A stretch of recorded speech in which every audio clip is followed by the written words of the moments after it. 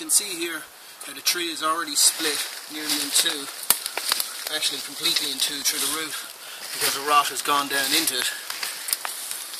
And there's good definition from the lining of the rot around it, which is moving up through it here. As you can see higher up, there's not much left of that. So the tree side had already broken and split, and it was only a matter of time until that came down in the woods in a heavy wind or rainstorm. So it's safe, it's on the ground, we're all happy out. This is my 10-minute spoon from the second night I was here, when I realised I forgot to bring a spoon with me. So anybody who knows me carving spoons will know that 10 minutes is an extraordinarily short time for me to carve a spoon, and normally I take much longer, just because it's all about the process of carving. It's not about finishing a product, but when you need one in a hurry, you can knock out a spoon pretty quick. So yeah, pleased with that for 10 minutes. I might finish that off at home, or I might just leave it as is, as a reminder that I can work quicker if I want to.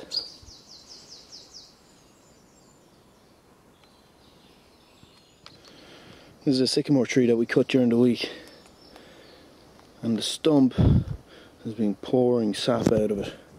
So I just got the notion, I cut a little notch in the bottom there and threw a cup under it, and as you can see, it's collecting away nicely.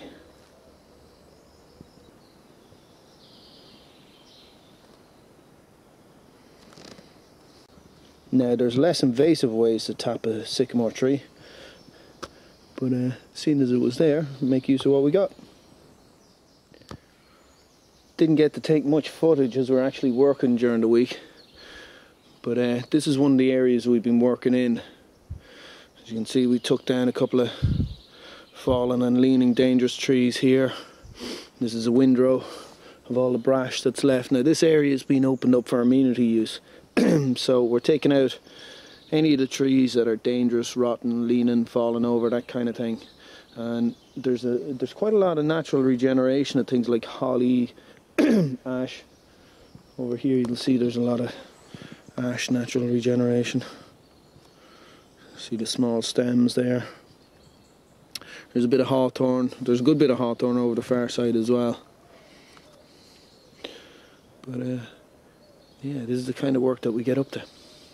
All the wood that comes out of here, some of it will be taken for craft use, some of it will be taken for firewood.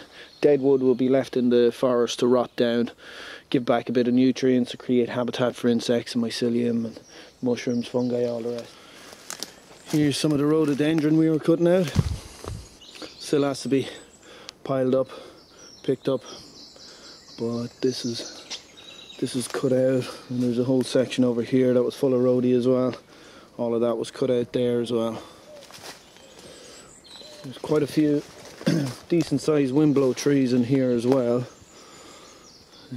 Not sure if you can see them there, but as you can see over here, there's lots of young natural regeneration coming up that we're trying to encourage and get these to come up through. This area is mainly birch. There's some hemlock, Douglas fir, western red cedar, and a few other trees. This is a collection of natural forks that I took out of this big patch of rhododendron behind us here.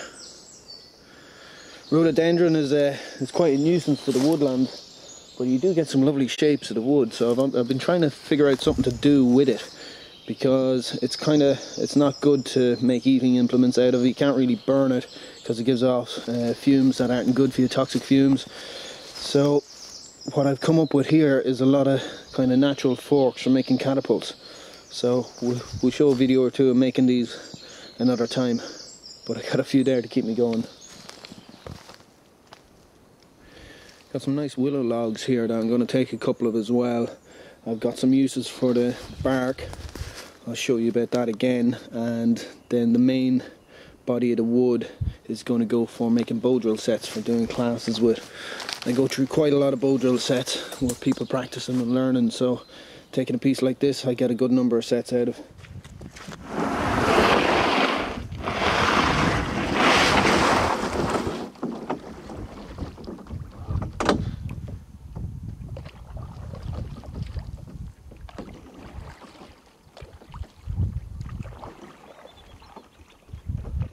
Bit of a Saturday morning treat, or Saturday afternoon treat before I head off and get the tip out for a bit of a row.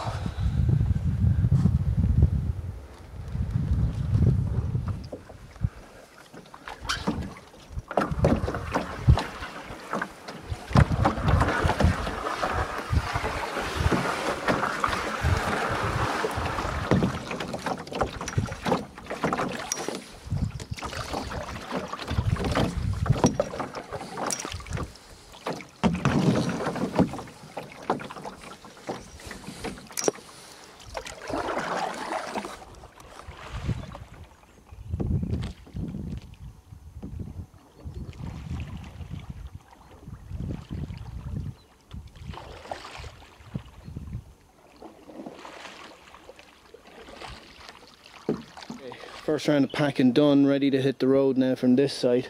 I have to go back over to where we were coppicing and pick up some more wood over there and do a little bit more cutting.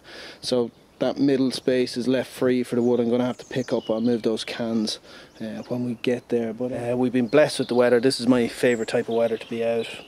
You know, the first few nights were chilly. The first few nights were down to about 2-3 degrees. Then after that, it was above freezing the whole time, maybe 2 degrees, 3 degrees above. During the days, it was beautifully sunny. We were really blessed with the weather for this time of year. It's perfect. You know, there's very few insects out. Birds are singing, buds are beginning to burst in the trees. Yeah, I think all in all, it was a really good week. This is an area that was coppiced last year. So this is 1 year's growth, about to start its 2nd year's growth from the hazel stools there, you see.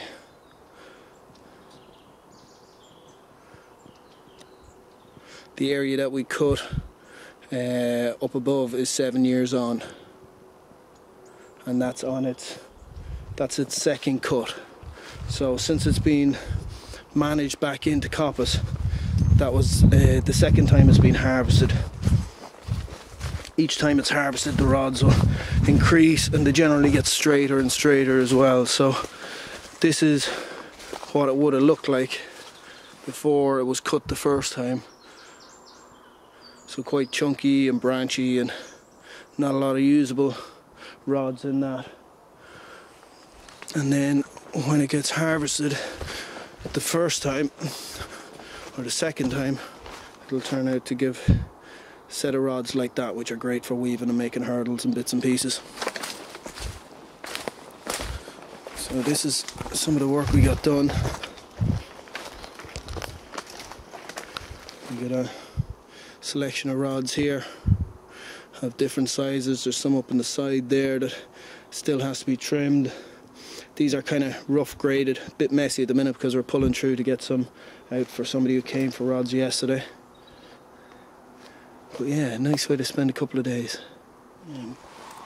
Lots of pig nut down here. Some primrose. Lords and ladies. Blackberries. Hawthorns. You don't go hungry around here. We also have lots of ramsons just literally coming up in the last day or so. I walked across here many times, and then today as I came across, the smell of garlic was just intense. You're going to have lots of bluebells in here in the coming months as well. And we got some wood sorrel too. End of a week in the woods. It's been good so far. I've enjoyed myself. It's been tiring, but as I said in the beginning, it was a different kind of camp. So rather than just your usual bushcraft adventure where you get to sit around the fire, go look at things, this time we had to put the skills to a bit more practical use. Where we're out, we're working, we had to set up camp. Came a bit more kit heavy than I normally do because we didn't have the time to be sitting around drying out clothes if they got wet. So I brought extra clothes, brought extra food to make sure it'll be alright and people will be alright when they're working. Camp was set up a bit differently than I'd planned. I was going to have the 2nd tarp flat open, but as I said, I arrived in the dark, got it set up, and we just left it like that for the week because it wasn't wet. We didn't need to be that much underneath tarp. So yeah, going to go and get this Jeep loaded up and we get on the road. So here's a pile of hazel I'm taking with me. I've got roughly 80 rods there for a project I'm going to do over the coming weeks. You'll see a video on that one as well. And here is a bunch of what's going to be walking sticks and some catapults in there in the back as well. Some nice natural wires for making natural catapults. So all of those will keep me going on my days off. Something to whittle away at. And now we're going to load these up, get them on the Jeep and get out of here. All loaded up and ready to go. Slightly on the full side, but that should keep me busy for a while anyway.